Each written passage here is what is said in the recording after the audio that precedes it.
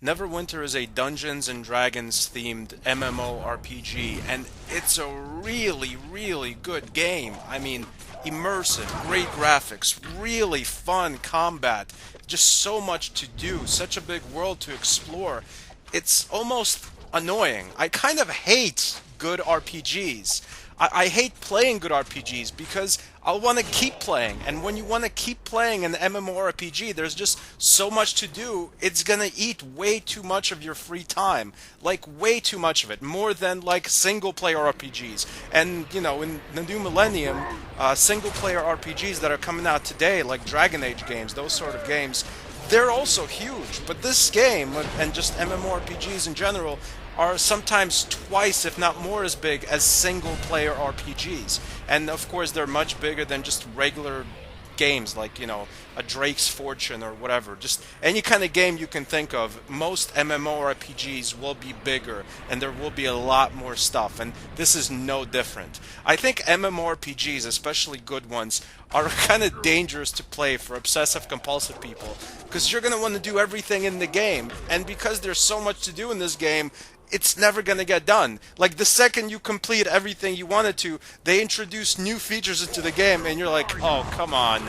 Okay, well, I guess this is my life now, living inside a virtual reality, Dungeons and Dragons themed, medieval style fantasy MMORPG. I guess it could be worse. I could be dying of hunger in the gulag. In many ways, it's your standard fantasy MMORPG. You have your standard type of characters, the warrior prototypes, the ranger prototypes, the rogue prototypes, the mage prototypes.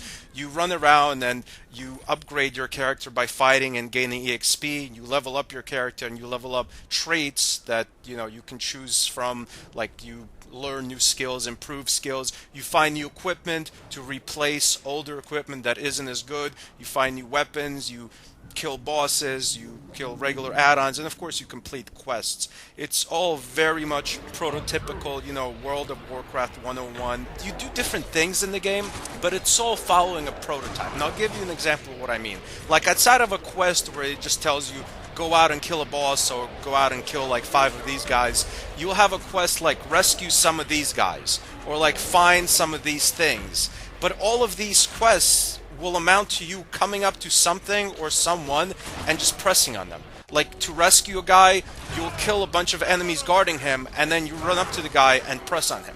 To find a bunch of items, you'll kill a bunch of guys guarding the items, you'll run up to the item and press on the item. It's all very similar, even though it's two completely different quests. And it's the same thing for the dungeons. Like, I ran through the dungeons, and while they're all different and they're pretty big and they're different enemies and of course sometimes different strategies to defeat the different enemies, they all follow the same prototype. It's like a bunch of add-ons clumped together in large groups. Then at the end, there's a boss with some add-ons helping him. And most of the time, this boss is literally like sitting on a throne or is in some kind of throne room. Even though sometimes you're not in, like, you know, a dungeon. Sometimes you're like in the sewers or someplace where the boss wouldn't be like this grand, extravagant leader. He would just be some dirty thug. But it's all really fun, and mostly because of how competent the combat is. I only really played with one class so far, that's why I'm calling this a review slash first impressions.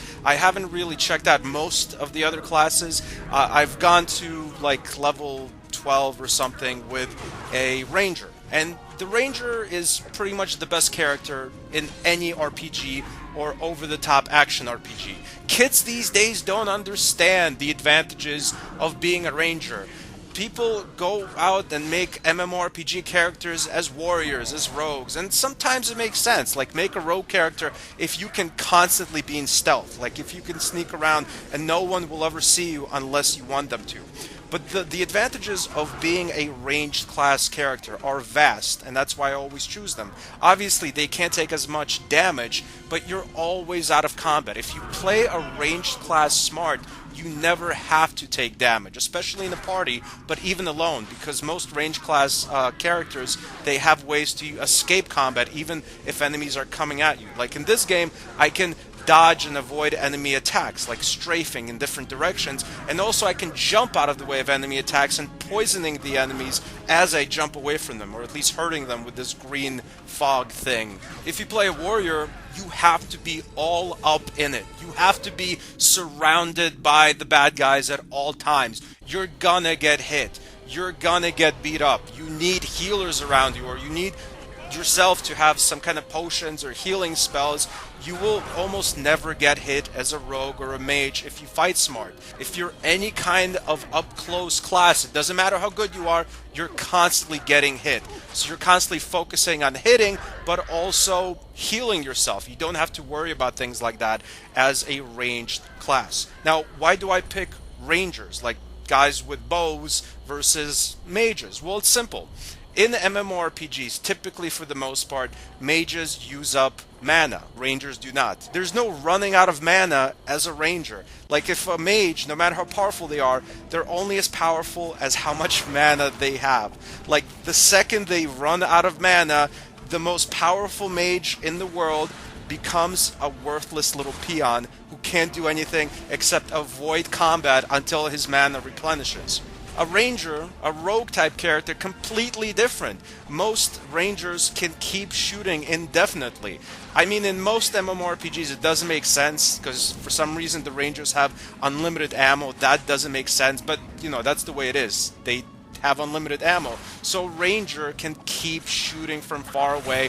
There is no mana. The only real bar I'm looking out for is my stamina meter, but this doesn't get eaten up with my regular attacks. The way the stamina meter for ranger is eaten up is when I avoid enemy attacks, when I jump out of the way of enemy attacks. So basically I can't keep jumping out of the way of enemy attacks over and over. Now you would think this would be a problem. I mean, I'm not gonna lie, sometimes it is, but most of the time it's not. By the time an enemy or even a group of enemies is up close to you, you've already taken out a significant portion of their life, and while you're jumping out of the way of their attacks, you're still shooting them. So chances are you won't even come close to losing all your stamina and being tired before the enemies are dead. So the enemies will die before you run out of stamina most of the time. I love the combat in this game. I'll argue it's better than most MMORPGs. This game plays a lot more like an action-adventure game, like a hack-and-slash game, where you're dodging out of the way of enemy attacks,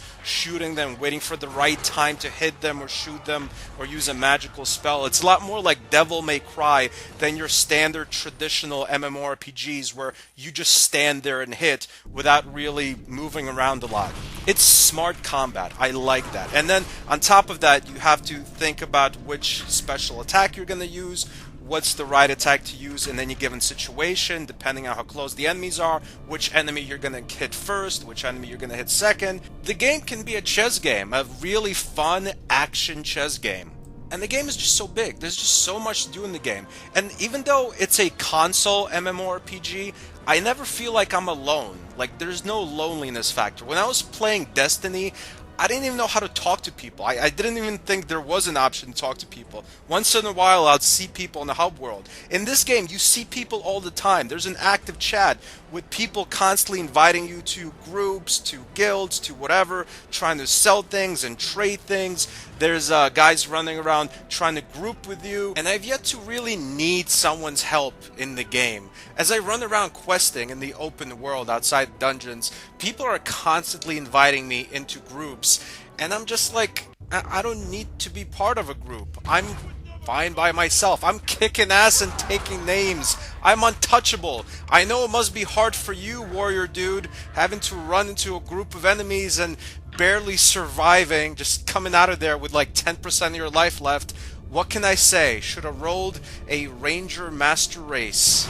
Enjoy getting repeatedly hit in the face with an axe as you waste all of your potions. I'll just be standing here in the corner, an area of affecting everyone, and stealing all the kills. There's constantly stuff going on in the game. There's like these little Easter egg hunts that are constantly happening in the game. there's constantly little mini games going on in the game world, and people are constantly winning them. Neverwinter is just such a lively game with so much to do. The only really bad thing I've experienced so far in the game is once in a while when I'm like in a really populated place, there's a little bit of lag. And I emphasize like a little bit of lag. And that just might be my internet connection. It might not even been the game.